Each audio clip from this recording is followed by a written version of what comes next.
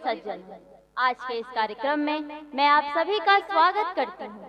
मैं सुपर्णा सिन्हा आज की शाम आप सभी के साथ इस सांस्कृतिक और रंगों की एक अद्भुत संगम में उपस्थित हूँ। इस विशेष अवसर पर मैं इस कार्यक्रम की ओर से आप सभी का हार्दिक अभिनंदन करती हूँ।